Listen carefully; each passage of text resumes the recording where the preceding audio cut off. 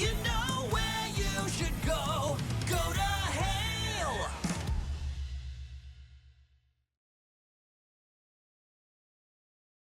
Welcome back to One Hale of a Podcast. I'm your host for today, Patrick Iyampillai. It's our pleasure to also be the gold winner for SRQ Magazine's Best Podcasts locally. I'm here today with Tara Gess, owner of Gess Mediation. Mm-hmm. Am I saying that right? Gess Mediation? Yes, Gess Mediation. And you are also a Florida Supreme Court certified circuit civil mediator, among other things that I'm going to use my cheat sheet now for. You've got music, law, mediation, life coaching, sound baths. Tara, you've got creative human approaches to resolving conflict. It's a pleasure to have you here. Thank you for being here. Well, thank you so much. I'm really honored to be here. Thank you. Oh, you're amazing. So that's why you're here. But before we get into it, tell us a little bit about yourself and your background. Well, I am an attorney licensed in Tennessee. When I was living in Tennessee, I also was a recording artist for the country music scene. So that was fun, and just kind of did a bunch of different things when I was living in Nashville before I moved here. What kind of music were you recording in Nashville? I know I respect the genre, so I know there's country, there's Americana, there's bluegrass. What kind of country are we talking? I was a songwriter for country music and a recording artist for country. Amazing. One of the last shows that I did, actually, I opened up for Eric Heatherly in Utah, and that was an amazing experience. We were at the bottom of a mountain and singing up at everyone. It was cool. That is sweet. That is sweet. You play bass guitar. You're a musician. I do. I started off on bass, got into 6-string, even I got a 7-string guitar now too for the heavier stuff. A 7-string? 7 strings. Okay. Yeah. So you it's know how to do things. It's a low B note. Okay. Well, depending on the songs, Slipknot, I tuned down to A even. It gets I don't play really any heavy. Slipknot. Yeah. We I could like to fix listen that. to it, but We could fix that. Yeah. And you've got an album with you here today. Is that right? yes, I'm gifting you. This is 20 years ago me, No but I'm giving you a way. CD. Thank I've got a whole you. garage full of them because nobody has CD players anymore. This is amazing. Oh my gosh, look at these photographs. This is awesome. This is fantastic. Thank you so much. I need to get signed before you leave here I'd today. love to. Oh, amazing. It's been a while since I've signed an autograph. Awesome. You were in Nashville, and then you're from Wisconsin? I am. Is that right? Yes, I grew up in a small town called Palmyra in Wisconsin. There's only 1,500 people there. We don't even have a stoplight. We still don't have a stoplight. Wow. And sometimes I used to ride my horse up to town to get some frozen custard. So it was Nice. quite the cool way to grow up. That's amazing. I'm actually a big fan of Wisconsin, believe it or Okay. not. What is the state motto again? Forward? I actually love don't it. know. I just Oh know my the gosh. state drink is the brandy old fashioned. It's not Schlitz? And the polka. Everybody loves to do the polka. Oh my gosh. This is what I'm talking about. There's so much culture there. So much culture. I've been to Summerfest, Oh, which yeah. I didn't know until I was going there, but and not a lot of people know it's the largest music festival in the world. I mean, Yeah. 4 weekends. I mean, Yeah, it's right in Still July. going. It's people fly in and drive in from all over the place, drive in their Harley Davidsons and go to the Summerfest. It's several weeks long, and it's just one stage after another at the fairgrounds. It's It's very cool. it's incredible. I remember going from Motley Crue's singer to reggae Yeah. to They have Native Rise American Against. flute in one corner, Right. and then they'll have a big band that you've grew up on, and this over here, and it's a very cool. As a matter of fact, when I moved to Nashville, I thought all venues were like that, and all concerts were at that level. Wow. So I was surprised that Summerfest is enormous. It's so cool. Totally worth a vacation. Right to do on it. Lake Michigan. I'm trying to convince the wifey to get up there for the America's 250 birthday, Okay. 4th of July weekend. So some good artists happening. I'd love to, to go up there and see Muse. Actually, they're playing the first day of that weekend, so we'll see what happens. I think Jelly Roll is on Sunday or Saturday too. So I didn't know they were going to be there this year. Yeah.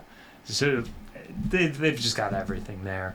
So I wonder, is that kind of what helped get you into so many different things? Was kind of just the way you grew up, or did you just have interest for these things and you dove deep on your own? Actually, yes. The way I grew up, my father's an inventor of packaging machines, and my mom was a school teacher. So she always taught me to be a lifelong learner, and both of them encouraged me to try everything. I was in a small town, so if you had any talent at all, you could really be in the theater program. You could be also in, all the athletics. So I was a, 3 varsity athlete, for track and volleyball and basketball. And my senior year, my favorite part about high school is our basketball team won the conference championship. Nice. And I was the MVP of the conference, so it was cool. Oh, get out of town. And then I would leave a basketball practice and go straight to musical practice or plays or whatever was going on at the time. Amazing. So, yeah, my parents were just very encouraging. And then it was Wisconsin, so everybody is involved in things like, it's sports, a lot of sports, outdoor sports. So we snowmobiled, and we had the horse trails right behind our house because we live in the Kettle Moraine Forest, which is a state-owned forest. So Palmyra really is kind of locked in time because there's no more land to buy. It can't be developed because it's state land. So it really does feel like you're going almost back in time a little bit when you go back to Palmyra. Amazing. How far is that from Milwaukee or Appleton? It's halfway between Madison and Milwaukee. So it's a 45-minute drive either way. Wow. And only 2.5 hours to Chicago. So in college, sometimes we would get a wild hair after classes, just drive down, hang out, read books. Amazing. In Chicago. That sounds like a lot of fun. Or maybe go to the bars. So you a Badger? I never really got into the Badgers, but I am a Packers fan. Got you. As a matter cool. of fact, my nephew works for the Packers right now. That is so cool. Yeah, he's a nutritionist for the Packers. He Wow. tells all kinds of fun stories, especially stories during COVID were really wild. Incredible. And Aaron Rodgers, he's quite a character. Yes, he is. There's a lot of characters in Wisconsin. But you know what? I love it because we grew up believing in being authentic. Yes. And it's Wisconsin. There's a lot of rural areas, and it's small towns everywhere, and you're just encouraged to be yourself. And people really aren't in your business, but they are interested if you want to chat about whatever you want to chat about. I find Wisconsinites to be some of the friendliest people. I completely agree with you. If you can believe it, Tara, I know most people want to retire to Florida, but as a Floridian, I kind of want to retire to Wisconsin. I don't know if you're ready for those winters, though. I probably flock for most of the winters, but amazing people, amazing place, amazing. So, what is something people may not know about you outside of work? But I mean that question just feels like wrong, because what is work to Tara as well? I guess 2-part question. Well, at this point in my life, I've integrated work and play so much that, it's hard to say, but a lot of people don't know I actually organize a local Sarasota County Corgi meetup group. So Corgi owners, we all meet up at the beach or the park or sometimes at restaurants. We just take over. As a matter of fact, we went to British Open Pub, which is one of my favorite restaurants in Venice because it has a huge whiskey selection. Okay. Biggest I've ever seen. It's got a menu and everything. And on Wednesdays, they do whiskey, Wednesdays, so you can try different flights and whatever. But they got this cool area outside that has a little fence. And so I think there was 25 corgis and their owners all eating and just hanging out. And we took them off the leashes, but we didn't realize the corgis were skinny enough to squeeze through the bars. So next thing we knew, my corgi ran out, one side of the bars was running in the parking lot, and my other corgi was running the other way, and then all the other corgis saw that, so they all started trying to squeeze through. So there was a bunch of us running around trying to wave down the trucks and cars, tell them to stop while we picked up our corgis. They are sassy little animals, I tell you. That is incredible. They're hilarious. I had no idea you were doing this too. Yes! Tara, I it's just keep so learning fun. more. Oh my gosh. So let's get into the life coaching and sound baths though. Okay. That I knew coming into this, and I'm proud to say that I know a little bit about sound baths. My wife is a certified sound bath instructor Oh, I didn't know as that. well, and she's practiced on me. Oh. But I noticed some things you brought with you aren't in her collection. So why don't you explain for all of the viewers and even the listeners, maybe what they could imagine you have with you. Okay, sounds good. Well, first of all, understanding how sound healing and sound baths work, all it is, sound is just another label for vibration. And I think we all inherently know that music and sound is very healing to us, but it's ancient and it's a fact. It is healing. So what I find interesting about sound healing is I kind of look at it more as a genre. If you're interested in getting yourself all pumped up to go to the gym, we use music to enhance and really impact our emotions.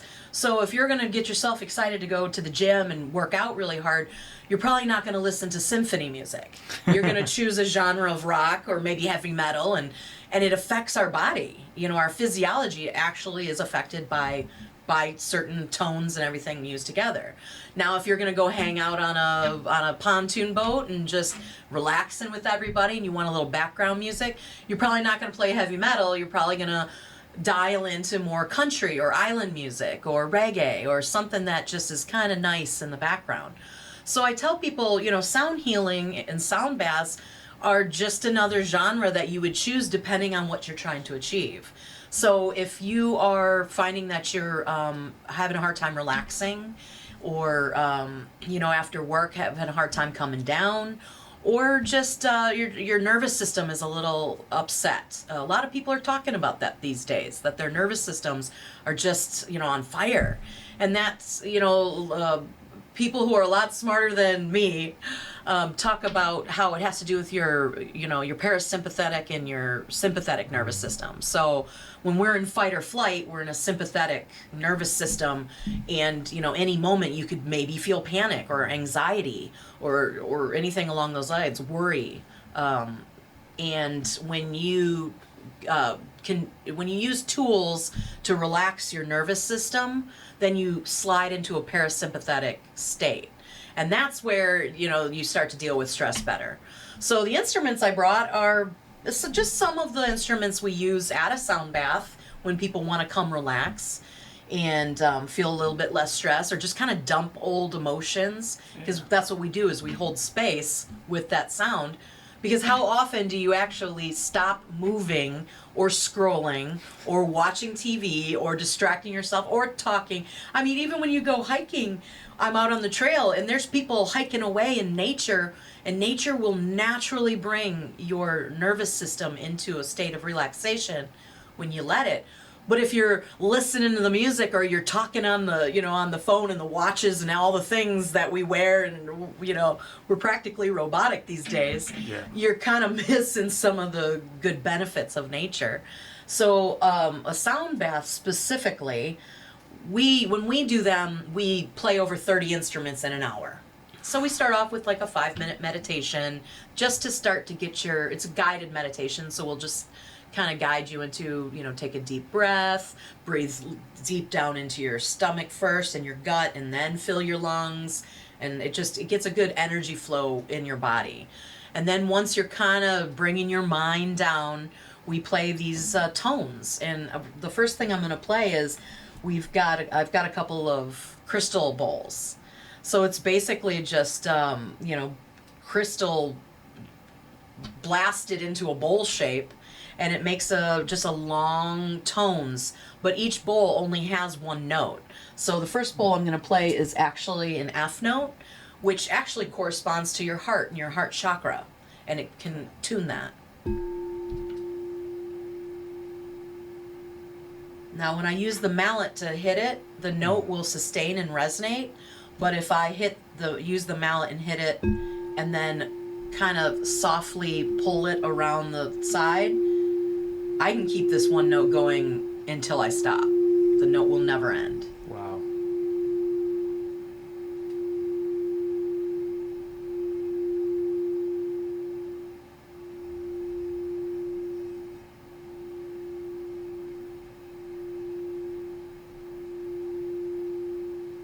That's the F note, and then this is a D note.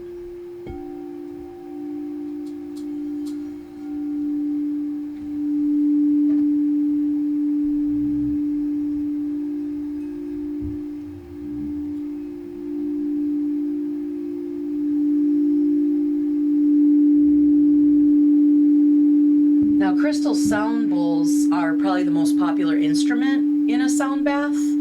And it's because it's so unique and it really penetrates. A lot of people think that sound is only an auditory thing. So maybe if they don't have great hearing, they wouldn't be able to come to a sound bath because they wouldn't hear it very much. But actually, that's why live sound baths are better than when you listen to, let's say, a YouTube or a recording, because microphones actually aren't designed to pick up certain things that the body physically feels from the vibration. Because our ears can only pick up, I think they say between 20 hertz and 20,000 hertz. And not to get all sciencey, but that basically means hertz are a movement. How many movements in a second? So like 20, movements in a second vibration as opposed to. But there's a whole lot outside that only dogs can hear. I just recently found out that whales and dolphins, even though we can hear, the songs, they have a whole resonance that they're singing that we can't even detect with our ears. Wow. So now that, equipment and AI and everything else is able to measure things more, we're finding out all kinds of things. So those are the crystal bowls, and usually what happens is I'll set up a 7 bowl set around me. Actually, it's about 9 because I've got the big bowls too. 9 or 10. And it's all the notes starting with the C, which actually corresponds to, if anybody understands chakras, it's our energy system that goes right up the middle of the body, and it feeds the body with energies. So the C note corresponds to, the root chakra. The D note, which was this one, corresponds to the sacral, which is just below the belly button in that area. And then, so C, D, E, F, and it goes all the way up your body to your chakras, your B note that you would play. So I'll play a combination of them together and just keep moving. So I might be playing 4 bowls at one time. While my partner Sharon will be playing, she's set up, and she plays different percussion, like the canary. This sound is canary seeds. And I wish listeners could see it. It's basically like a bracelet I wear, but I don't usually wear it. I just kind of hold it and move it around. And what the percussion is it kind of breaks up just the one tone sound. And it breaks up so that you can almost get a sound of like a babbling brook. So when you're just sitting there, laying, just enjoying the sound bath for an hour, it almost sounds like trickling rain. I love the canary. Or a babbling brook. And so while I'm playing a sound bowl, my partner Sharon will be, kind of doing a combination of things. This is a frog. Again, I wish the listeners could see it, because it's a little wooden frog, and all you do is these little ridges. When you go like that, it makes a kind of a frog sound. Yeah. And when your eyes are closed and you're just laying there and you're taking in the whole thing, you really do kind of get a sense like you're in a rainforest. And that mimicking those sounds is what settles everybody's nervous system, because nature settles our nervous system. And as a matter of fact, a lot of people don't know that different elements actually have its own frequency. So there are 4 notes that make the frequency of wind. There are 4 notes, and it's measurable, that are the element of fire. So when we play music, I call it like return to nature, or our songs, because what you're hearing is sometimes I'm playing a combination that is one of the elements, like wind, water, fire, earth. Nice. Because earth has a sound. We all have a song. Some of us it's Darth Vader, but Incredible. but we do have a resting frequency that we all have. And when you're unwell, your frequency changes because there's almost like a contagion in your cell. And so when you play these tones, your body actually entrains to the sound and balances. You explained it all extremely well, Tara. Like, props to you for doing this, and as someone who's undergone a sound bath, like it really is incredible, and you do feel it differently than putting it on the YouTube stress relief frequency playlist. It still works great. It does. And that's actually how I got into this type of music, because I loved country music and I love playing on stage and getting everybody up and dancing. But then, how do you come down from that? Yeah. And a lot of artists have turned to drugs, and they get a drug problem because, there's a lot of energy involved in performing for a stadium of people, even just a room full of people. You've got so much energy coming at you that your body kind of entrains with that. And so it's very hard to fall asleep at night. Or like if you've had a big trial, it's very hard to fall asleep when you're getting ready for one or right one after, because you're thinking, did I say the right things? Did I miss something? Could I got more money for my client? It's a lot of stress there that lawyers undergo. And so it's nice when you can do something, have a tool in your tool belt that makes it easy to relax and come down. And what I mean specifically is the reason I actually got into this music, I had never really heard of it. When I moved to Nashville, what happened was after I did the music career, I decided to go to law school. And my last year of law school, I started to get panic attacks. But I was working full-time as a legal secretary at an insurance defense law firm and going to law school at night and studying on the weekends. So I literally had no extra time in my life to, they're always encouraging lawyers to start a meditation practice or start a yoga practice. But there's a reason it's called a practice, and it's because you have to practice to get good at it.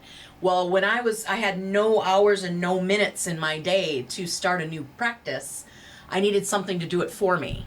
And that's when I started reading all about brainwave activity and how to basically heal my own panic attacks, which I did. It took me 6 weeks.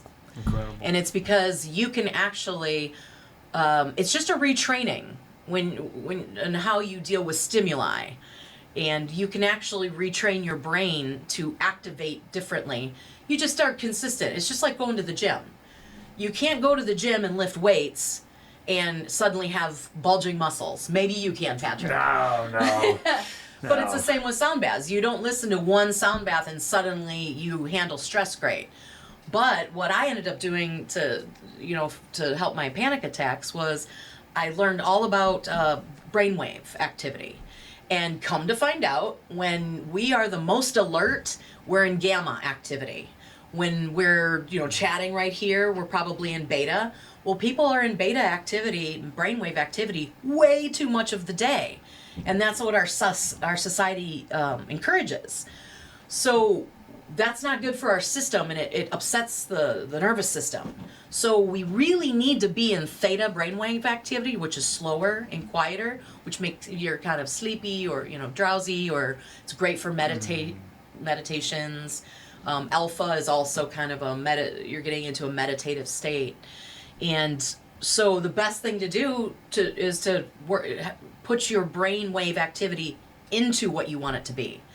So that was a game changer for me, because I found all these CDs that I would listen to in my car. So at lunchtime, instead of going to lunch, I would go sit in the parking garage in Nashville and, put the headphones on, listen for 20 minutes of this theta brainwave activity. And so what happens then, the brain would just entrain to that particular music. And so it brought me down for me. So I didn't have to go try to do yoga, try to do meditation. I was put into a meditative state, which is the best thing for lawyers because we don't have any time and bandwidth. How much more do you want to learn when you're trying to do, you got all this. And so after 6 weeks of doing that, I no longer ever had a panic attack ever again. Incredible. Yeah.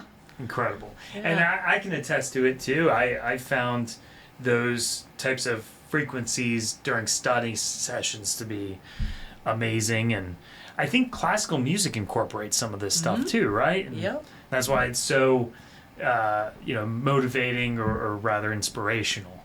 Right, and you definitely want to look at what does what, because it all sounds like relaxing music.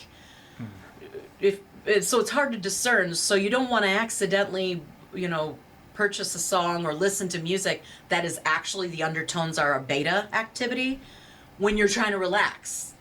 And you don't want to, overstimulate yourself. But then when you're studying, you also don't want to be so relaxed you put yourself into like a delta waves, which is blackout. That's when it's hard to wake you up.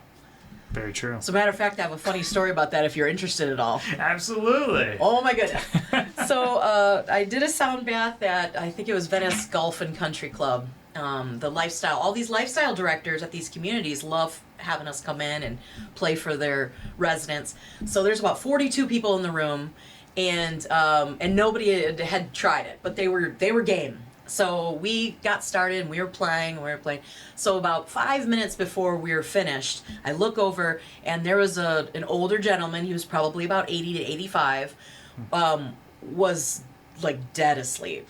And his wife was trying to wake him. And so she started, I kept playing because I didn't know what to do yet. And I looked over and then she was kind of smacking his face and he wasn't moving. And then she was kind of, shaking him and he still wasn't moving. Well, then I kind of looked at the lifestyle director. Should I stop? And, I didn't want to scare everybody, like, wake up, everyone. That's the opposite of what we were just doing. But I was a little concerned because then I saw 4 or 5 people get up and pick him up and put him down flat. So I thought maybe he was having some sort of blood pressure because this does drop your blood pressure. For sure. So I thought he was having a blood pressure thing. I was all kinds of worried. Come to find out, and then she kind of gave me the nod, and so we kind of brought everybody up quietly. Well, what I didn't know is, while I was a little worried because I thought, did I even write enough waiver? Should I have a waiver? I'm a lawyer. So it's like, I didn't think about this happening. What ended up happening was, first of all, I didn't know I was in a room full of doctors. So that's why nobody was panicking, because they just were handling it like doctors do. And what we found out later, they called the ambulance. The ambulance came, but he kind of snuck out because then he did wake up. What we found out later is he was a doctor, retired.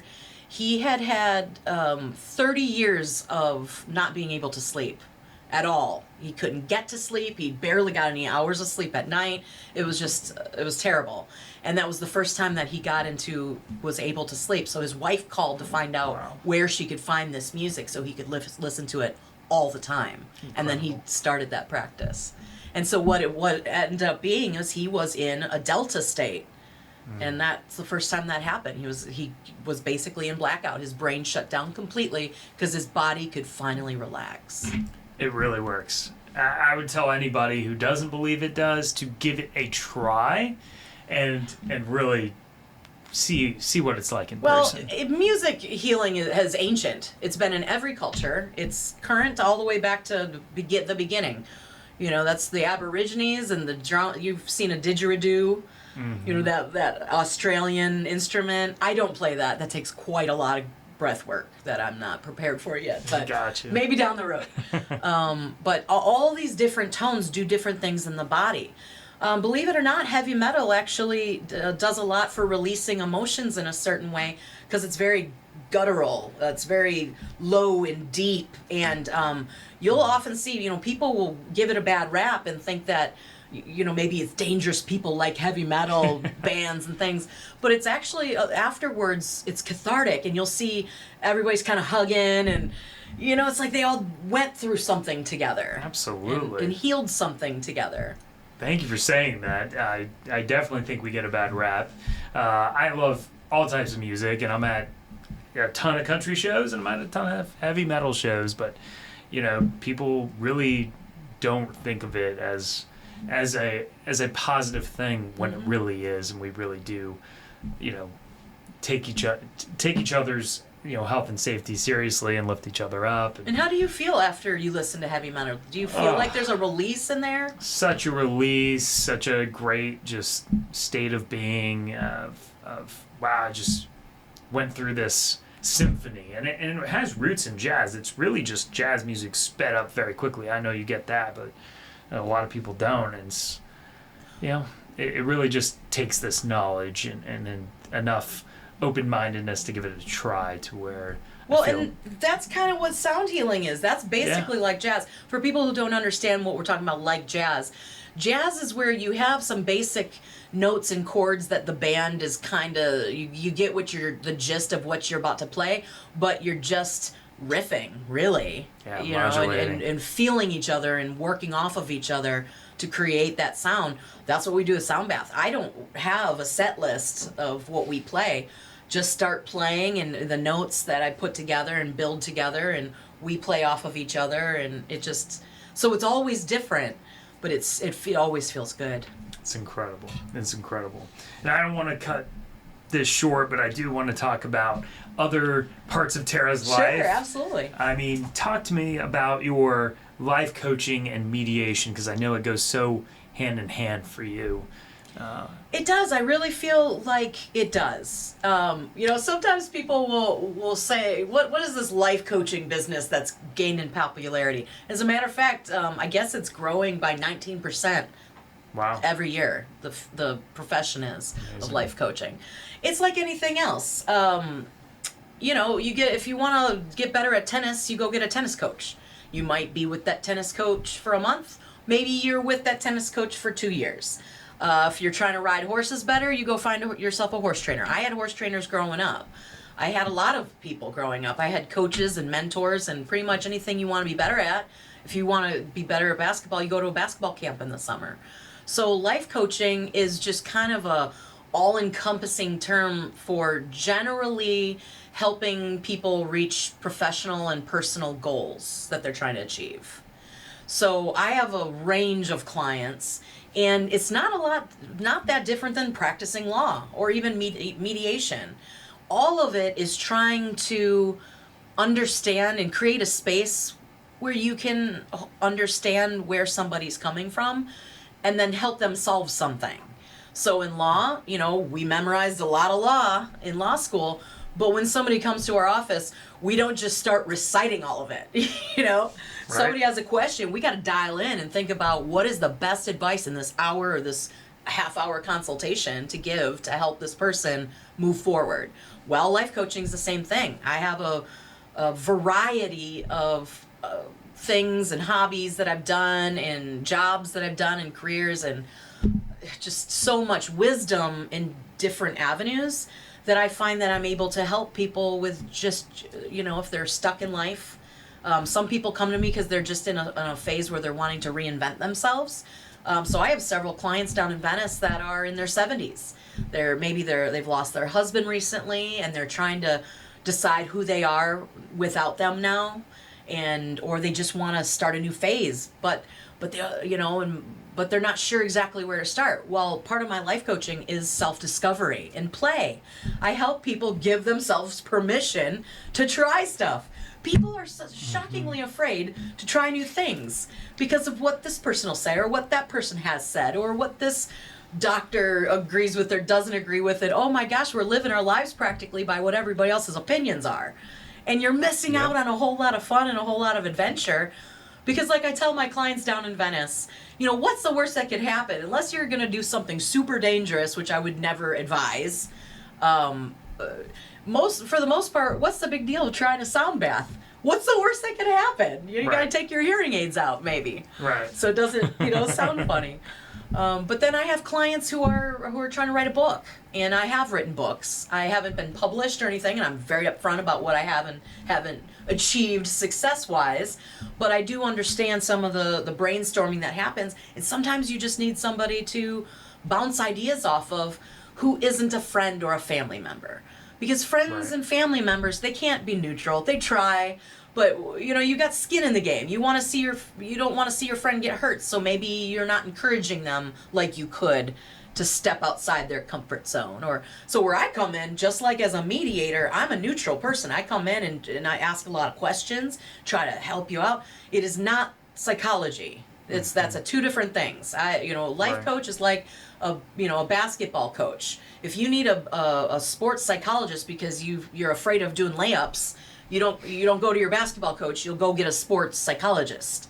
Well, I Right. tell people the same thing. I'm not here to help you process anything cognitive, past traumas. We might talk about those things because you want to get that off your chest, and I'm happy to listen. But for the most part, I help you brainstorm, and I'm very intuitive, so I get some ideas, and then I just pull from my knowledge to help you maybe get you in a direction. But usually it's not me telling you what direction. I never tell people what to do or give them advice on that. We have a conversation, and I pretty much give you a permission slip of, yes, go try that. People will come up with ideas. Yeah. We all know deep down what we want to do. It's usually we just make up reasons why we can't or shouldn't, or maybe I'll be embarrassed, or what will people say, or what will my family think, or what if I change or heal so much and nobody recognizes me anymore. So there's a lot going on there, and sometimes you just need somebody to be excited for you and say, Yes. do it, just try it. Because we don't have to monetize everything. We could just do stuff. Right. Yeah, and that's how you discover who you are. It's amazing what people think they can't do until they do it, right? Or can't get into until they try it. Right. And- Or they think you have to have everything figured out first. Why not just take a step? I started meeting some people who have food forests down in Inglewood because I'm trying to create a little food forest. Fun fact, you don't Nice. need a lot of land to do it. You just need levels. You need a couple, some trees for that level of in shade, then some bushes, and then you've got ground things that grow and whatever. Well, I don't have a lot of knowledge about that, and I'm not terribly good at keeping things alive. But I want to try, so I've killed a lot of pineapple plants. I didn't know that was possible because that's supposed to be Wow. one of the easiest thing to grow.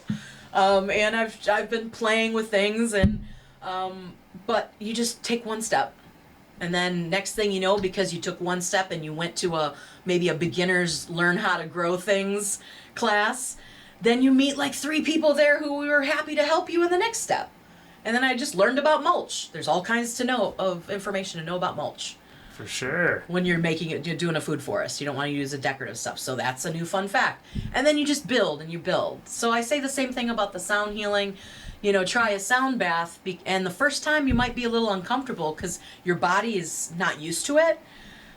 So I always tell people, try it at least 3 times. Anytime you're doing any kind of energy work, do it 3 times. If you're doing Reiki, 3 times. Hypnosis, Love that. all of it. Any energy work, just give it and then see how your body feels after 3 times. Unsweetened green tea, at least 3 times. Black coffee, at least 3 times.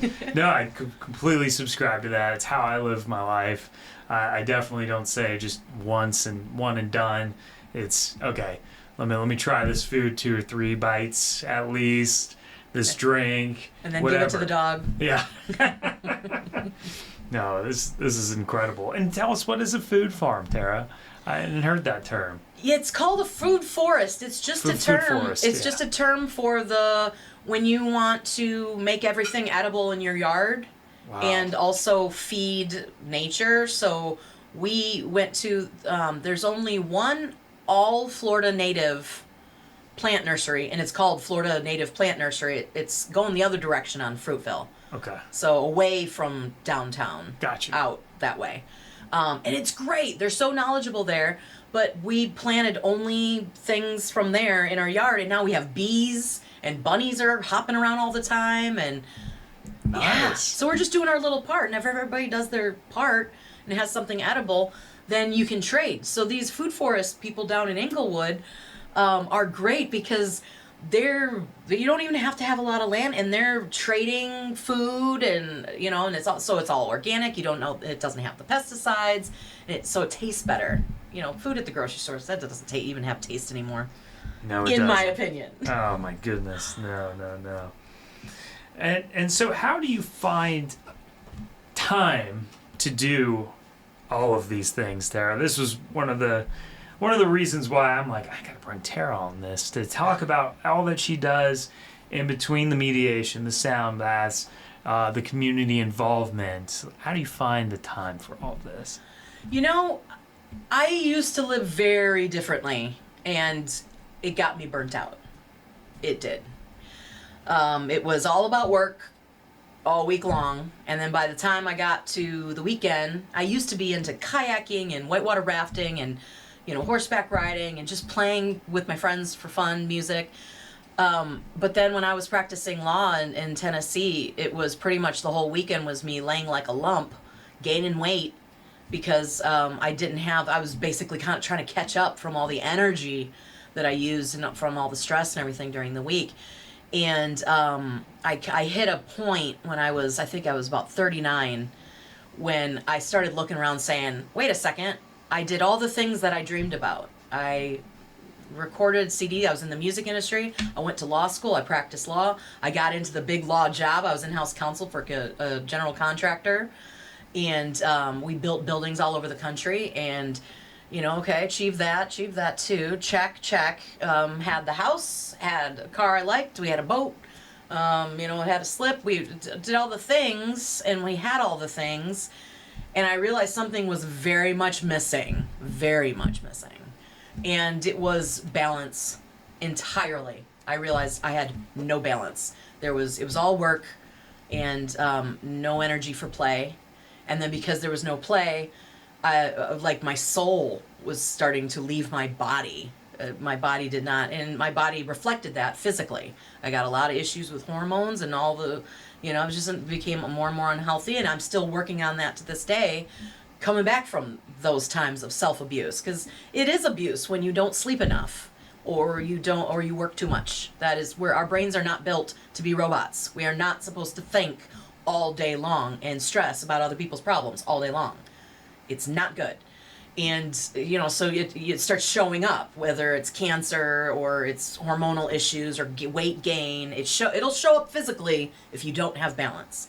And so I decided, after I took a hard look and realized I was missing a spirituality. Totally. I didn't even think about spirituality. Who has time for that, right? Right. And so my parents had just retired down to Florida. I realized you only have some certain amount of time with your parents until they're gone. And I realized you also could work anywhere. You can work anywhere. So why not move to Paradise and work here? So I decided just to change my life entirely. So I moved to Florida in 2019, fortunately before COVID. So I had the pick of the litter of the houses, got a house Amazing. I liked. My aunt's a realtor. So she put me in a great location, great house near the beach. And then after that, I just started and then COVID hit, so it was actually a perfect time to go within. So I really, I wasn't working at the time while I decided to rediscover myself. And I just started trying different modalities. I tried hypnosis several times. Boy, that was cool. And then really, that's when I got into the sound bath stuff, because a friend took me out to the beach. So I heard a sound bath. And it changed everything. So I got the instruments. Amazing. And then how did it end up where my schedule is the way it is? Because I refused to go back to that way of living. I got sick living that way, the old way, the way they teach you in law school, the way, I remember one of the lines that got me through law school was, I believe it was my conflicts professor said that fear is the best motivator. And it's true. But you cannot live your life on fear. Humans are not supposed to. We're supposed to live in a space of faith. Faith that we have everything we need to be able to go forward and make the right decisions for ourselves, keep ourselves out of danger. And when you're living in fear, you're coming into an energy in the wrong way. And so that's what I decided to do, is even though it was scary because I had all the money and the things and everything was comfortable and set, now I'm not working, reinventing myself. And that was very, very scary and very, very hard. And fortunately, I was very supported while I was figuring that out. And during that process is when I decided to tailor my life exactly to what I want to do. And it was following my passions. What is my passion right now? And then when I started doing that, even though it was scary for me because I was so used to planning out my month so far in advance, I decided, well, I already did that and I achieved all the things I thought I wanted, so I'm going to try a new way where I'm more intuitive and just feeling like, what do I want to do just today in this now moment, not planning next week. And that's when I got into sound healing. Then after I was doing that for a while, I realized my next passion, I was really into self-discovery, and so I learned how to do a human design. And so then I loved it so much, I got, I really started working on it, and now I offer people human design reports so that they can know themselves better. And I went and got certified as a motion code practitioner. Amazing. And that's energy work. And so I just started dabbling in all these things, wondering if what was going to lead to monetizing. What, I didn't even know where it was all leading, because it just seemed like a, combobulation of hobbies, right? And with no rhyme or reason. And then I did go, during COVID, I did get training for mediation. And so I was doing all these different things, and then I started a band after we came out. I really was thinking that people could use some help to raise their vibrations. People were so sad and so down. Yeah. So I named my band Rising Vibes.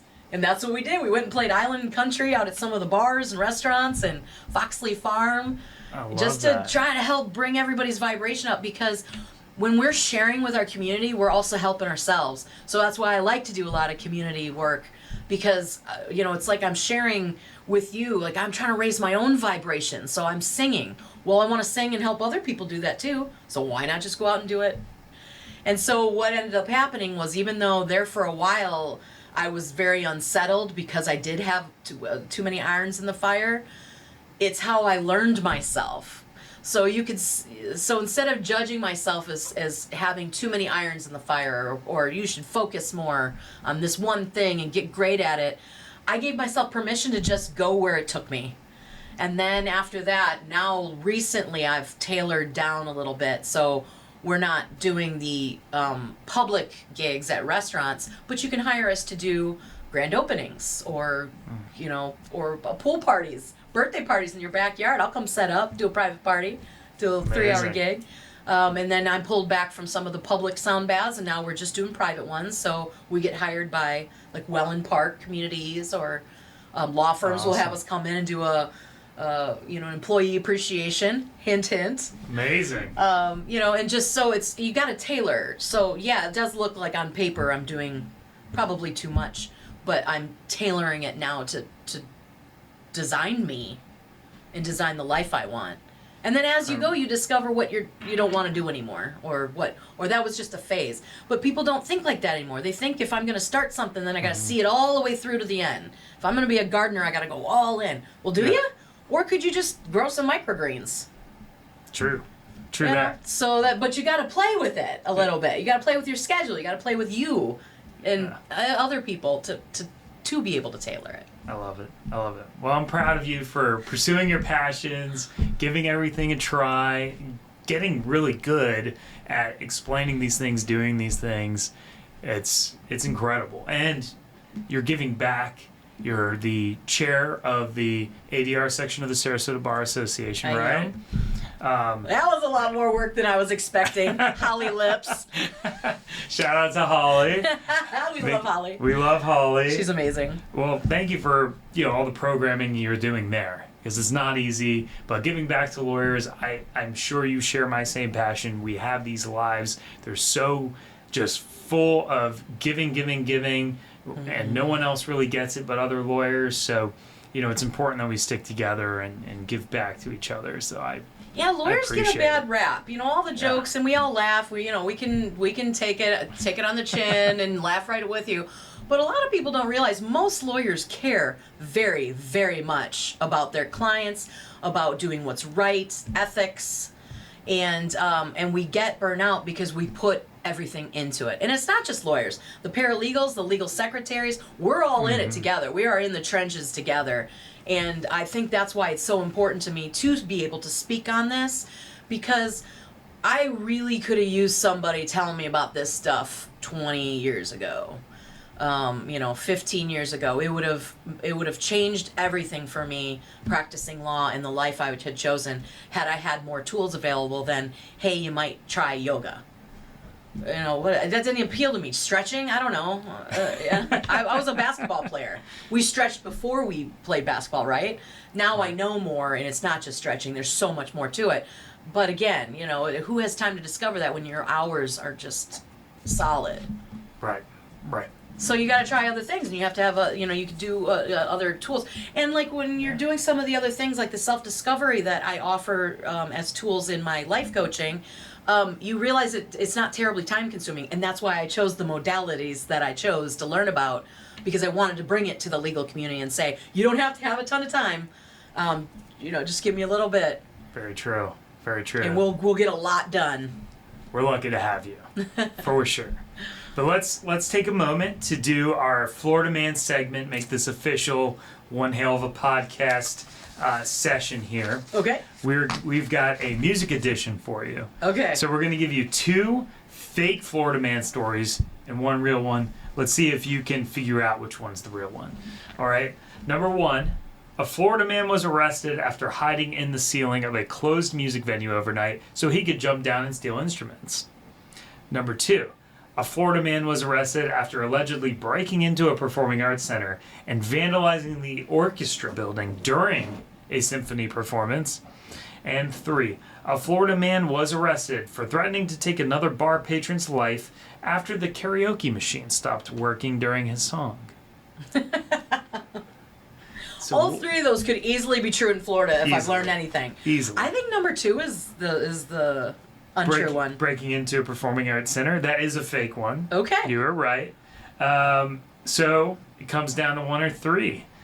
Florida man closed music venue overnight so he could steal instruments the next day, or threatening to take another bar patron's life after the karaoke machine stopped working. Which one is real? Which one is not real? I think the first one's real. Closed music venue overnight is fake. Fake. Okay. So we actually had someone in our state. This was published by Fox 35 Orlando, where he threatened to take someone's life over the karaoke machine stopped working. Hey, karaoke's serious. Which I would be very upset too. I don't know if I would threaten Don't mess someone's with life. people's karaoke. For sure. No, definitely cannot. So we're going to go through a lightning round, local flavors, personal favorites. Okay. All right. This might be challenging, but I believe in you. Favorite local restaurant? I would say I love Rosebuds for the steak. But I do love British Open Pub because Kelly has really created an atmosphere of just, like a fun local place. You go and you see who's there and you drop in, and it's almost like Cheers. Who's there? Nice. I can't wait to have check a good it out. beer, Amazing. Favorite coffee spot? Are you a coffee drinker? I am. Okay. I'd say Venice Wine and Coffee. Ooh. It's downtown. That's a great choice. I've been and there. The owner, Tracy, she's wonderful. She's very involved in the community and on like every board for everything possible. So I like to support her business. And it's just tasty. It's It's a fun vibe. If you're ever in downtown Venice, check out Venice Wine and Coffee. For sure. Favorite local place to unwind? Definitely the beaches in Venice. They are very easy to get to. The traffic isn't bad. There's always a parking spot. It's a little harder during snowbird season, but you still can find a parking spot. And Love the it. dog beach is definitely my favorite. Nice. Because I take the corgis, and they run around. They own the joint. Amazing. What are your corgis' names? Raven and Loki. I love Loki Bear. Bear is his middle name. it. Love it. That's awesome.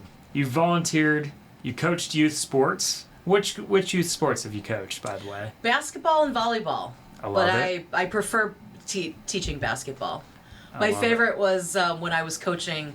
I like doing the middle schoolers, the high school kids, but I agreed when I was working at the construction company that I was in-house counsel for, somebody in fiscal, they could not find a coach for their 5 and 6 year old kid league. Wow. And she knew I'd coached, so she asked me, and I said, I'd never coached like kindergartners before. And I didn't know how it was going to go, but I tell you what, that was my favorite age group. Wow.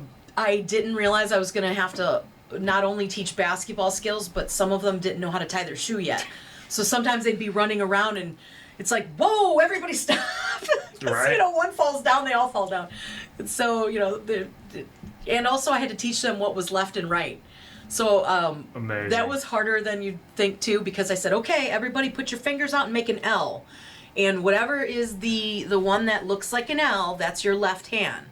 Well, I had a couple of 5-year-olds held their hands like this, so both, and they were looking confused at their fingers because the way they held their fingers, neither one of them were L's. No, right.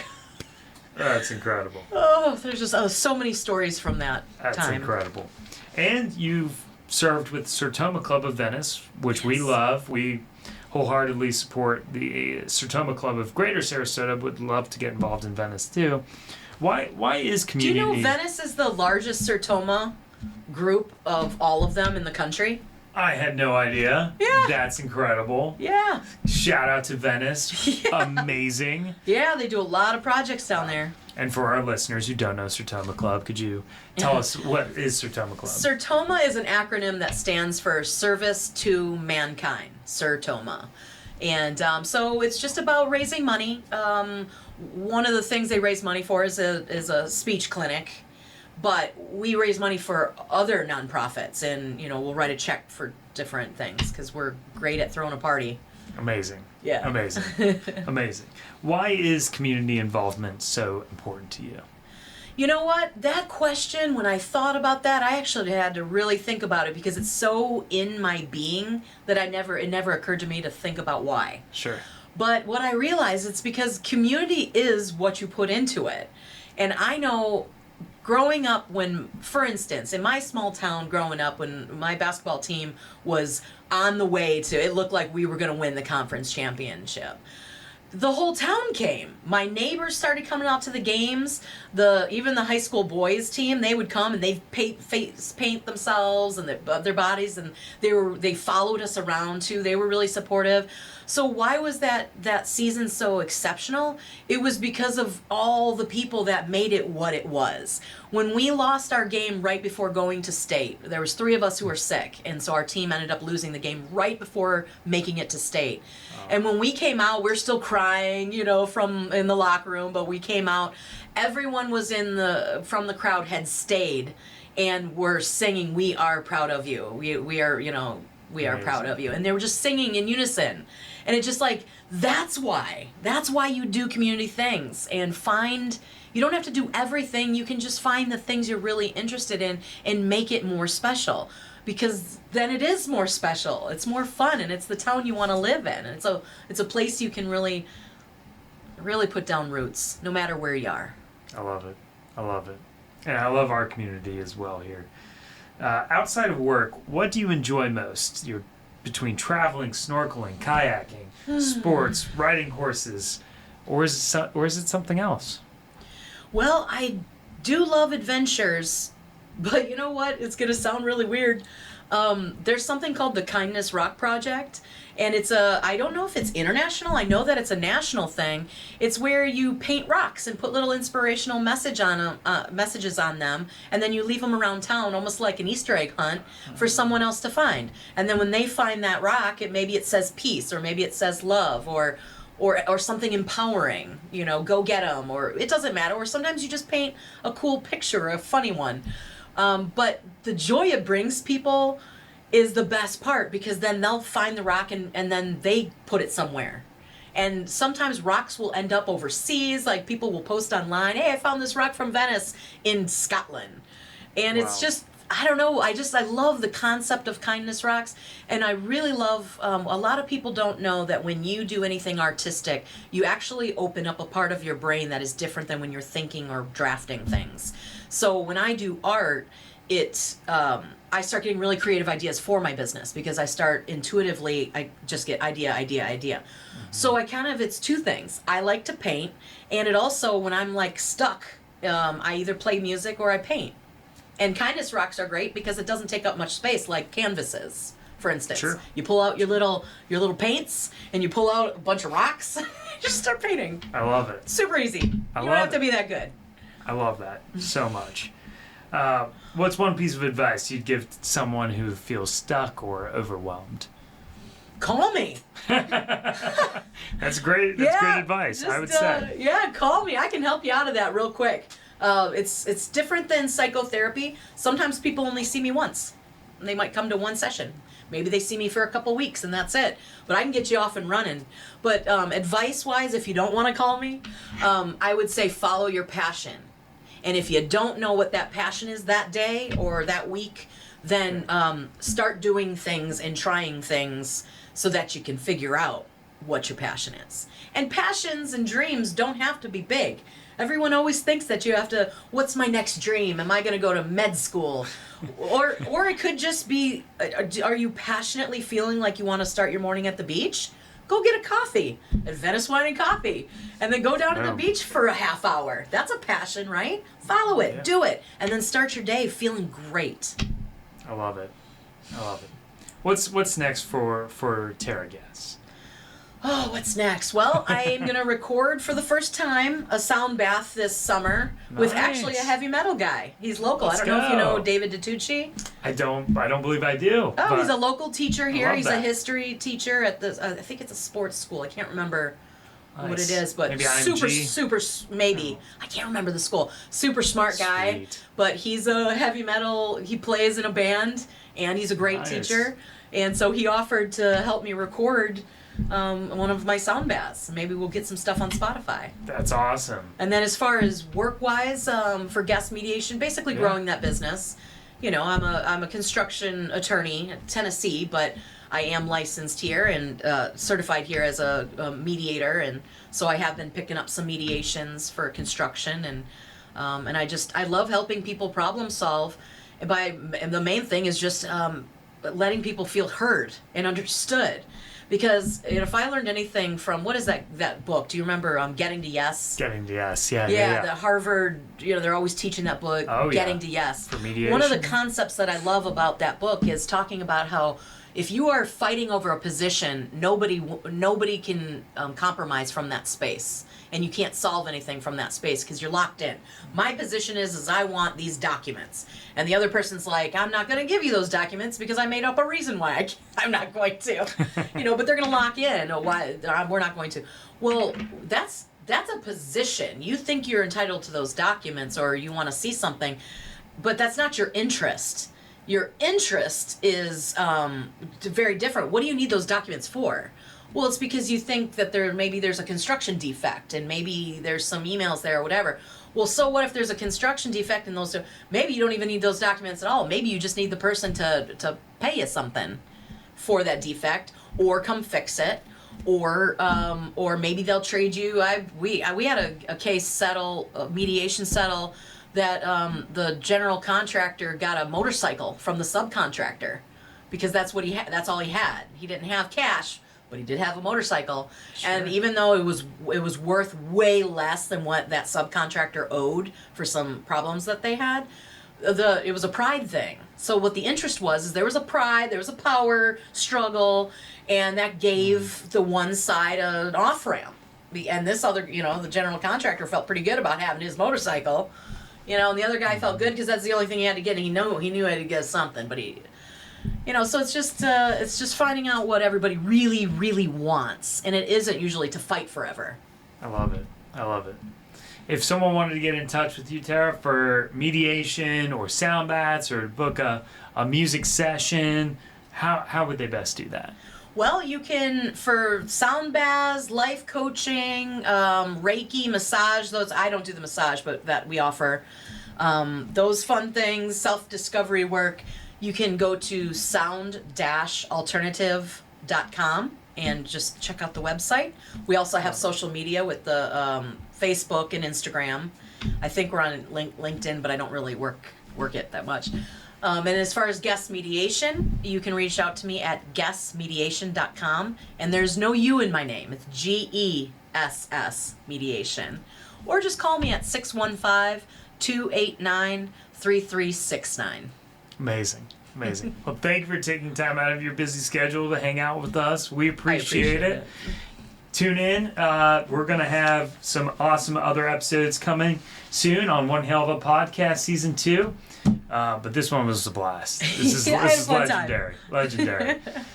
Thank you, and always remember, if you're injured in an accident, go to Hale. You